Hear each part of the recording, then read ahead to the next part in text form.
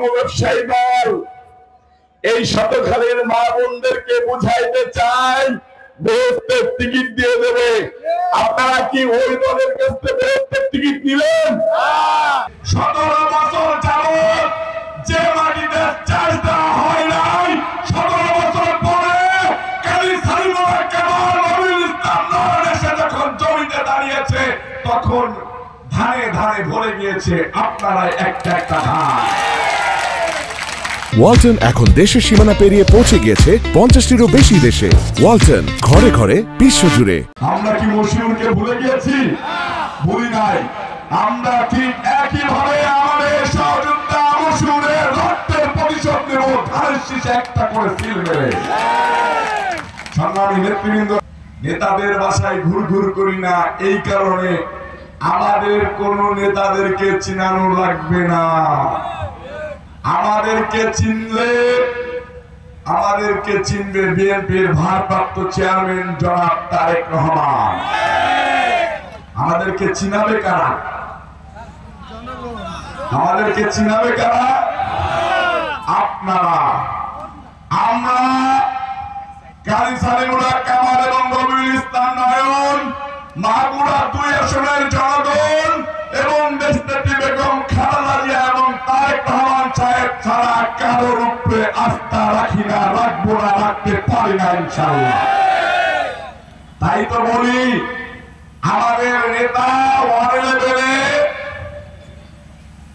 111 আমাদের নেতাকে নির্মম ভাবে অত্যাচার করে, জুলুম করে, নির্যাতন করে মেরুদণ্ডের হাড়টি ভেঙে দিয়েছিল, তারপরেও আমাদের নেতা আপোষ করেন নাই।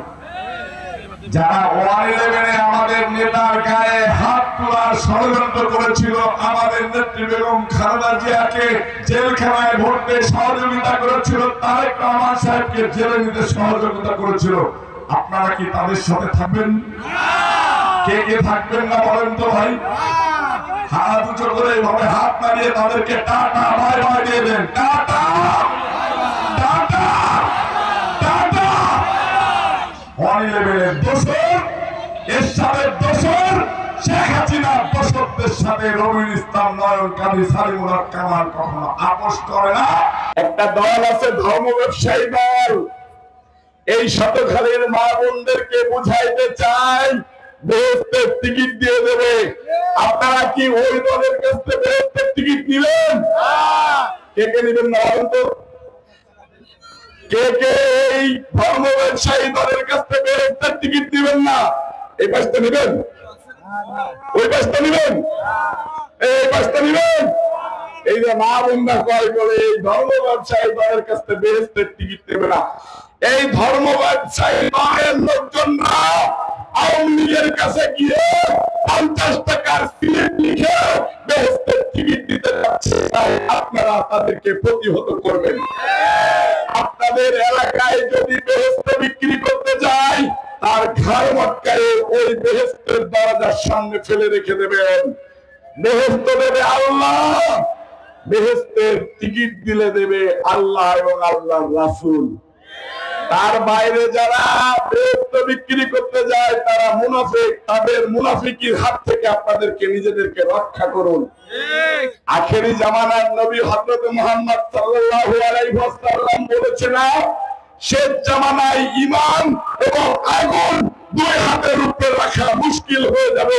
আপনারা আপনাদের ঈমানের পরীক্ষা দিয়ে আপনারা নামাজ রোজা করে নিজে কোরআন তেলাওয়াত করে কোরআন তর্জমা করে দেখবেন আল্লাহ এবং আল্লাহর রাসূল বাদে পৃথিবীর কোন মানুষ আপনাদেরকে বেহেশত দেওয়ার ক্ষমতা রাখে না।